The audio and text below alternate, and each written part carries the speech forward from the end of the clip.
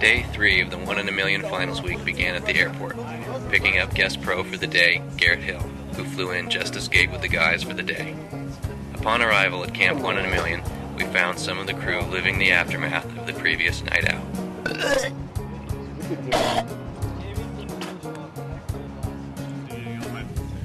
We loaded up the van, made the drive to photographer Dan Z's house to pick up some spot supplies, and then made our way into the city. We didn't get far before last night flared up again. On the phone and these guys like drive by all slow, and they just all. That's some action in the back seat.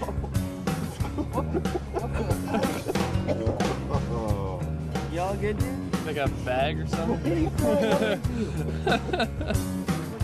We stopped by FTC down on Haight Street so that the guys could set up some boards and get the day started.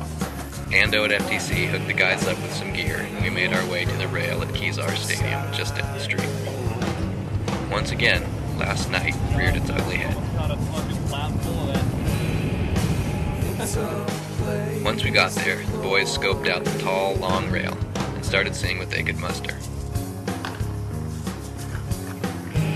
It's really rare to get something new there, and even tougher when it's the first spot of the day.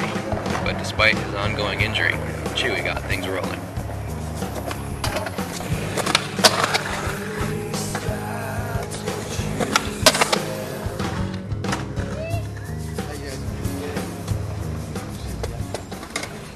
Yeah?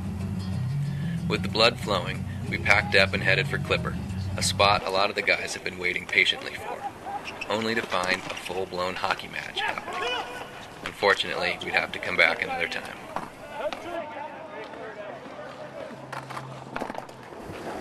We headed out to a new spot. It's actually made from an old spot.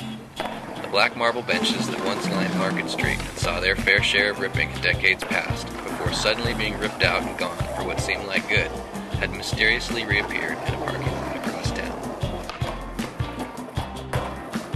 We got kicked out once, but returned and found Josh Matthews skating there, so we'll let him tell you some more. These marble benches actually came from Market Street back in the day. All the old pros and San Francisco dudes used to skate them, and they just disappeared one day, and a couple years later they finally showed back up at this cafe / art institute, so skate them again, pretty psyched. Josh got busy crushing the spot, and soon some of the boys caught his fire and got it going too.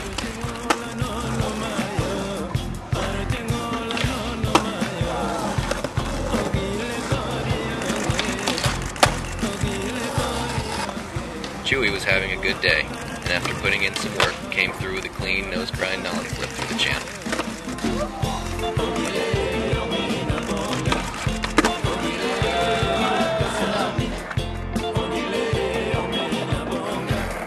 We said goodbye to the marble benches and packed up the van again, this time bound for a gap-tipped windowsill ledge.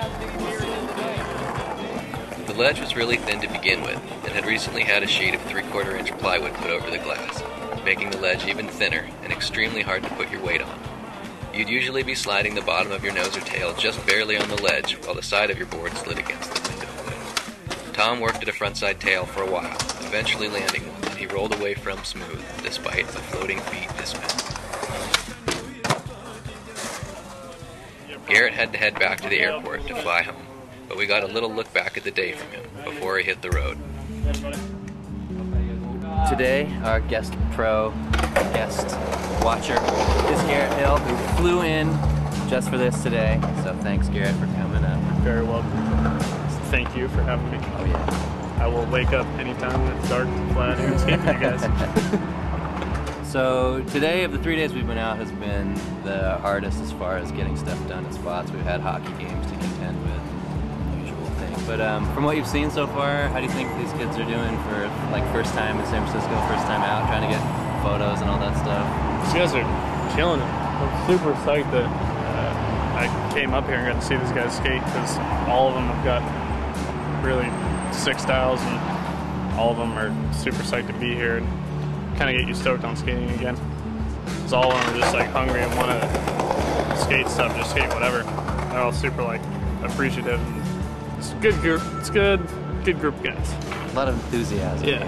No, I thought the whole idea for the contest was really cool. Seeing companies put like, you know, money or whatever on the line and go out on a limb for people is really rad. Especially nowadays, it's really refreshing, kind of to know that people still care about, you know, kids and all over the place. The light was dwindling, but we tried to sneak in one more before night. Another marble ledge spot, this time in an alley.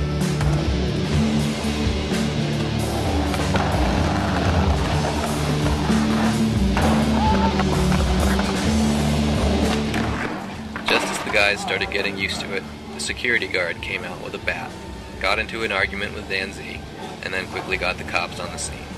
So much for that one. We headed out of downtown, and back to the warehouse for another look back at the day.